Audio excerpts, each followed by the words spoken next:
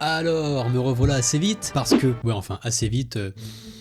ça fait quand même 4 mois. Bref, cette vidéo elle est prévue depuis longtemps parce que quand vous faites un site sur Framer ou sur tout autre outil no code, il y a une étape à laquelle on n'échappe pas, c'est passer à la caisse. Et oui, parce que pour être un minimum professionnel, t'as pas envie que ton site ou le site de tes clients garde le watermark Made in Framer ou encore de ne pas pouvoir customiser ton nom de domaine. Donc t'as pas le choix, il faut payer un plan de site. Alors pour la petite anecdote, au moment où j'étais en train de faire le script de la vidéo, ouais enfin c'est pas non plus un script ultra poussé, le 9 octobre, Framer a modifié son système de pricing. Donc littéralement à quelques jours près, la vidéo elle allait être obsolète. Comme quoi, J'adore rire. c'est bien de prendre son temps. Alors avant même de parler des nouveaux pricing, je pense que c'est important de savoir de où est-ce qu'on part pour savoir si ces modifications sont une douille ou pas. Et vous allez comprendre, mais il y a eu pas mal de réactions assez mitigées. Alors avant en termes d'offres, il y en avait 5 et c'était divisé en 2 catégories. Il y avait la catégorie des plans personnels composée du plan mini, du plan basique et du plan pro. Et il y avait la catégorie des plans business avec le plan lunch et le plan scale. Avec le plan mini, vous aviez la possibilité de faire 2 pages dont une dédiée à la page 404, celle en cas d'erreur. C'était notamment le plan qu'on utilisait pour concevoir des landing pages et ça revenait à 5 € par mois. Il y avait aussi la possibilité d'ajouter jusqu'à 3 éditeurs externes, donc c'est des personnes qui pouvaient modifier votre site à partir de 20 € par personne. Bon, au passage, j'ai toujours trouvé ce chiffre extrêmement cher. Ensuite, il y avait le plan basique. Celui-ci permettait globalement de faire des portfolios, des blogs et des petits sites vitrines qui nécessitaient au grand maximum 2 collections CMS avec 1000 items.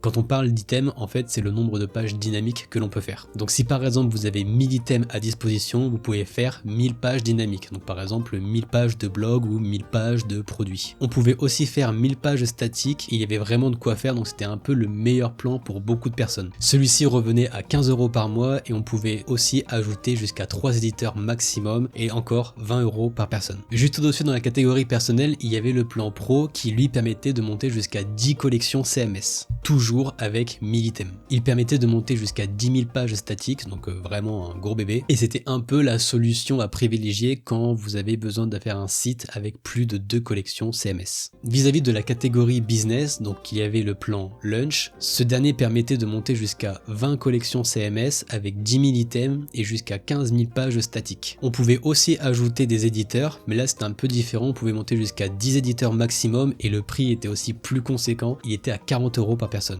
Je comprends pas. Et encore au-dessus, il y avait le plan Scale. Le plan Scale, quant à lui, permettait de monter jusqu'à 30 collections CMS, 10 000 items et jusqu'à 30 000 pages statiques. Et pareil pour le nombre d'éditeurs, on pouvait monter jusqu'à 10 et 40 € par personne. Alors je fais un petit disclaimer maintenant au sujet de la vidéo, mais je ne vais pas aborder tous les points qui ont été modifiés, comme par exemple la bande passante, le nombre de devis pouvant être remplis, ou encore le système de localisation pour traduire son site dans différentes langues. J'estime que c'est des sujets qui sont importants, mais qui s'adressent à des personnes un peu plus avancées sur Framer, donc le but de la vidéo c'est de rester un maximum clair, donc pour des personnes qui sont plutôt débutantes, mais si vous voulez aller beaucoup plus en profondeur, j'ai fait un article complet sur mon site, vous avez le lien dans la bio. Avant même de parler des modifications, sachez que Framer a annoncé que si vous êtes actuellement en possession d'un plan sur votre site, que ça soit un mini, basique, bref, tous les plans, vous pouvez préserver ce dernier. En fait, il y a une appellation maintenant pour ces anciens plans qui est l'appellation Legacy, et concrètement, vous préservez tous les avantages des anciens plans. Bon, concernant les modifications, avant nous avions 5 plans, désormais on n'en a plus que 3. Hey, je suis chaud bouillant.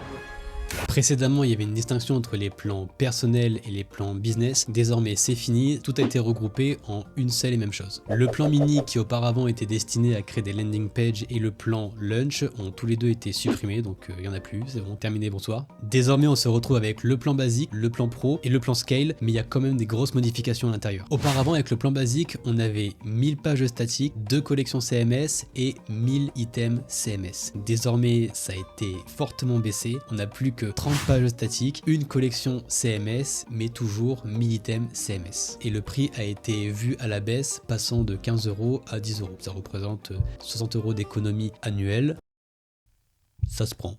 Concernant le nombre d'éditeurs, auparavant on pouvait monter jusqu'à 3 éditeurs maximum, désormais ça a été baissé, on peut monter jusqu'à 2 et le prix reste inchangé, donc toujours à 20 € par personne. Concernant le plan pro, on est passé de 10 000 pages statiques à 150. En revanche, concernant le nombre de collections CMS, celui-ci reste inchangé, on garde toujours nos 10 collections et notre nombre d'items CMS est passé de 1000 à 2500. Tout ça pour un prix inchangé de 30 € par mois. Concernant le nombre d'éditeurs pouvant être ajoutés, il est passé de 3 à 10, mais le prix a aussi augmenté, passant de 20 à 40. Concernant le plan Scale, celui-ci comprenait 30 000 pages statiques, 30 collections CMS et 10 000 items CMS. Celui-ci a été vu à la baisse, passant de 30 000 à 300 et à 20 collections CMS, mais en préservant quand même le 10 000 nombre d'items. Concernant le nombre d'éditeurs, celui-ci n'a pas changé, on garde toujours 10 éditeurs à partir de 40 € par personne. Alors ouais, ça fait pas mal de changements et autant vous dire que les réactions ne se sont pas fait attendre. En me baladant sur Discord, sur X et sur Reddit, j'ai pu voir que les avis étaient relativement mitigés, mais ça penche quand même vers la déception. De mon côté, je vous avoue que je suis plutôt mitigé parce que à mon sens, il y a des gagnants et des perdants. Alors je vais d'abord commencer par ce qui selon moi semble être des faux perdants et c'est par rapport au plan mini. Alors le plan mini avant permettait notamment de concevoir des landing pages parce qu'on avait dedans deux pages. On avait une page qui était dédiée à la page 440, donc celle en cas d'erreur, donc celle-ci était déjà compris dedans, donc on pouvait concevoir et modifier que une seule et vraie page. Enfin c'était une seule et vraie page, donc la page pour notre landing page. Donc d'un côté on peut dire que ouais c'est génial, ça suffit amplement, mais vous n'êtes pas sans savoir que pour un site internet il est obligatoire d'avoir des mentions légales. Et en fonction de votre domaine d'activité, vous êtes même obligé d'avoir d'autres pages juridiques comme par exemple un politique de confidentialité ou les conditions de vente, bref ça va dépendre de votre activité. Donc ce qui fait que obligatoirement vous étiez obligé d'avoir quelque chose de supérieur que cette offre de deux pages, dont une qui était forcément prise par la page 440. Donc à mon sens ça c'est des faux perdants parce que obligatoirement si vous vouliez avoir une landing page qui respecte les normes et justement tout ce qui est le parti juridique blablabla pour éviter d'avoir des amendes, vous étiez obligé de prendre le plan au-dessus. D'où le pourquoi je le considère comme un faux perdant. Après il y avait toujours la possibilité de faire des mentions légales et politiques de confidentialité téléchargeables, mais honnêtement ça fait pas très pro et ça fait un peu schlag. Bon, et qu'en est-il par rapport aux véritables perdants dans l'histoire? Eh bien je pense notamment aux personnes qui avaient besoin d'un petit site vitrine, d'un portfolio ou autre, bref un petit site avec juste la nécessité d'avoir deux collections CMS. Désormais ça va être beaucoup plus compliqué pour elles. Soit il va falloir faire en sorte de supprimer une collection CMS et convertir toutes les pages dynamiques en pages statiques, tout en faisant attention de ne pas dépasser le quota de 30 pages statiques. Ce qui peut être compliqué quand on a par exemple des articles de blog ou un portfolio avec différents projets. Ou alors dans notre cas, opter pour le plan supérieur. Mais c'est quelque chose qui est vraiment dommage parce que auparavant avec le plan basique on avait droit à deux collections CMS, maintenant ce n'est plus le cas, donc si vous voulez obligatoirement avoir deux collections CMS, il va falloir passer au plan pro qui vous offre 10 collections CMS, mais quand vous en voulez que 2, c'est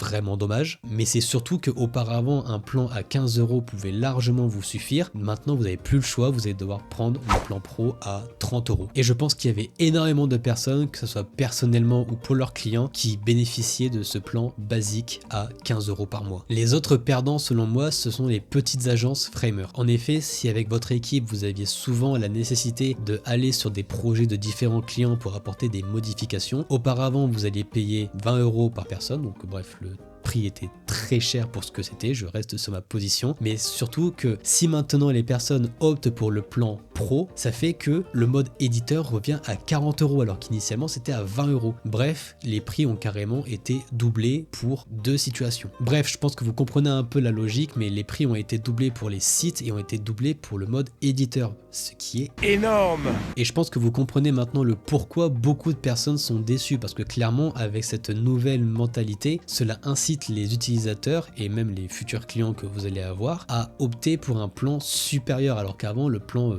basique leur convenait largement. Hop hop hop. Pendant le montage de la vidéo, je me suis rendu compte de quelque chose, mais en fait il y a un autre perdant dans l'histoire. En réalité, le nouveau plan Scale n'est pas vraiment avantagé par ces changements. Quand on se penche davantage sur le sujet, on se rend compte qu'en réalité, même s'il s'appelle Scale, on n'est plus sur un plan Launch. Tout simplement parce qu'avec l'ancien plan Launch, on pouvait monter jusqu'à 20 collections CMS et 10 000 items. Et maintenant, avec ce nouveau plan Scale, on peut faire la même chose, monter jusqu'à 20 collections CMS et 10 000 items. Mais surtout, l'ancien plan Launch coûtait 75 € et maintenant, ce nouveau plan coûte 100 €. Donc si initialement l'ancien plan Scale vous convenait parce qu'on pouvait monter jusqu'à 30 collections CMS, eh bien ce nouveau plan ne vous conviendra pas réellement. En revanche, si l'ancien plan Launch vous convenait parce que vous avez besoin de plus de 10 collections CMS, vous allez payer 25 € supplémentaires par rapport à avant. Donc ici aussi on est perdant Bref, désolé pour l'interruption et le clonage de la voix avec l'intelligence artificielle. On peut reprendre la vidéo. Pour maintenant, si on se penche du côté des gagnants, parce que oui, il y en a, et on peut notamment en citer deux. Tout d'abord, les petits sites ayant besoin de potentiellement une seule collection CMS, ici, vous êtes carrément gagnant, parce que vous passez initialement de quelque chose qui était à 15 €, donc il fallait obligatoirement opter pour le plan basique. Désormais, vous restez sur le plan basique, mais ce dernier a été baissé à 10 €, donc 60 € d'économie annuelle. Si en plus de ça, en termes de pages statiques, vous n'étiez pas très gourmand, clairement, le nouveau plan basique est beaucoup plus adapté à votre demande. Et enfin, le dernier gagnant dans cette histoire, c'est bien entendu Framer. Car avec cette nouvelle modification de pricing, clairement, cela incite les utilisateurs à opter pour le plan pro et forcément faire entrer beaucoup plus d'argent. Alors, c'est pas pour faire l'avocat du diable, moi je suis un peu mitigé sur cette histoire, mais Framer, ça reste une entreprise et le but d'une entreprise, c'est de faire rentrer de l'argent. Donc oui, ça incite les gens à prendre le plan au-dessus, donc à dépenser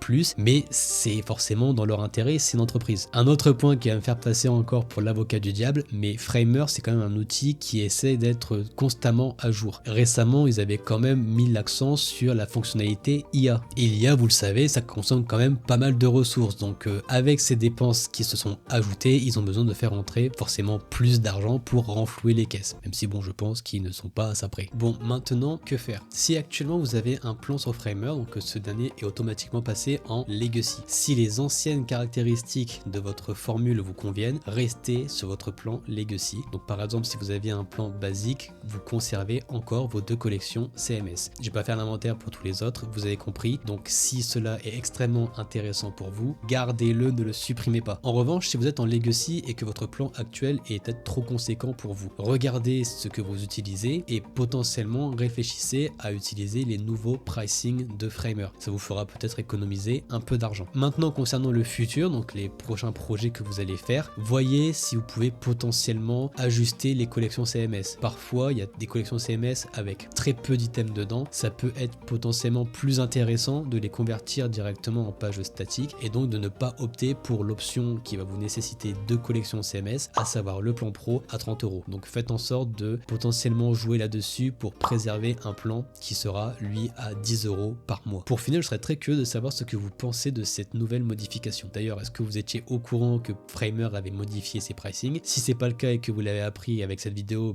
c'est cool, mais je voudrais bien savoir ce que vous en pensez. Laissez un commentaire pour me donner un peu votre avis. D'ailleurs, on en avait parlé sur le Discord. Si vous êtes intéressé, tous les jeudis soirs, je fais un live à 17h30, donc n'hésitez pas à venir, vous avez le lien dans la description. Mais on avait pu échanger là-dessus et les avis étaient plus ou moins mitigés, mais on comprenait le pourquoi certaines choses avaient été faites et on n'était pas non plus complètement pessimiste sur ces nouvelles modifications. C'était Arnaud de Flonomy, je vous dis à la prochaine, normalement pas dans 4 mois. Ciao.